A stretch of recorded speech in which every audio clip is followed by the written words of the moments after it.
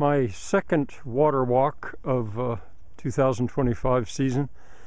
It shows the result of my first one. This Zanja is full. It's actually running a little. It's coming directly from the spring. Here we are at Court Weir, named after my father. I didn't even try to maintain this for the last couple months because there was so little water in Oppenheimer Run that I just thought, you know, it's not worth it. This Oppenheimer Run, I have never seen it go dry. But this past summer was about the closest it's ever been. But anyway, now the weir, the water has escaped again onto the its pathway to irrigating. So it's all pretty exciting. Down there is Court Weir. Now I'm up here to the pond. Now the pond never went dry. I've never seen it go dry, but it's down probably 2 feet right now, and you can see the reflection, I believe, of the cherry tree house in its water. To give you some idea of how far down the pond is, that is an upside down wash tub, old wash tub that I use to keep trash from blocking the overflow, the overspill of the pond when it's full. And so you can see it's down about 1.5 feet. Or well, maybe a little bit more. I should probably take more time than I do to watch just what my pigs graze on and when. They're finding stuff to eat here. And they've just been fed, so they're not desperately hungry. Under the hickory tree, there's hickory nuts, of course, but they got them long ago. I've only got one boar and all these horny gilts and sows. He's young too, poor guy.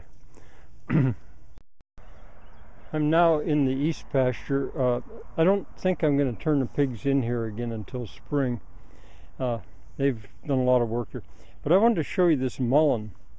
It's an interesting plant. My neighbor, one neighbor, older guy, he saw that. He was here and he saw that on some property and immediately kind of attacked it with his shoe or stick or whatever he had. Says, I hate that stuff. You got to get rid of that stuff. No, that's not the way I am. I just haven't figured out its use yet.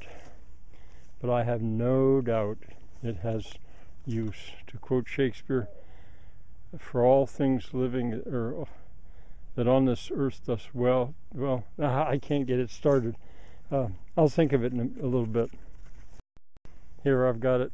There's not that on this earth doth dwell, but to the earth some special good doth give. Nor aught so good, but strained from that fair use, revolts on true birth, stumbling on abuse. I think I got the beginning of it a little bit wrong, but you get the point, I hope. Okay, I'm at the site of the aqueduct. Aqueduct dried since probably May, maybe, or a little bit in June.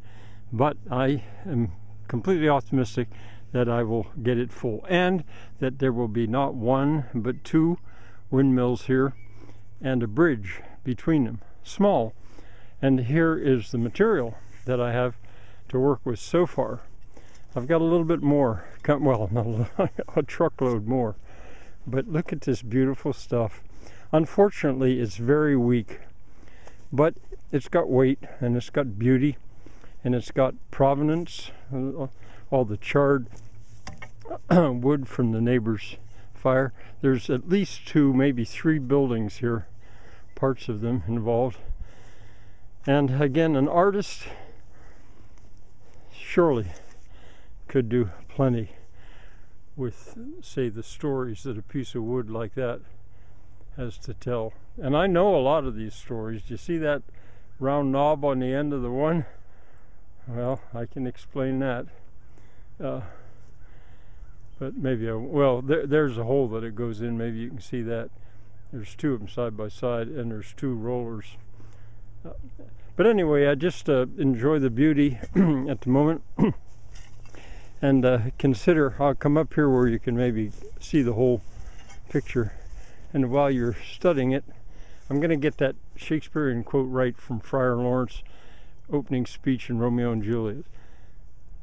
For not so vile that on this earth doth live, but to the earth some special good doth give, nor aught so good, but strained from that fair use, revolts on true birth, stumbling on abuse.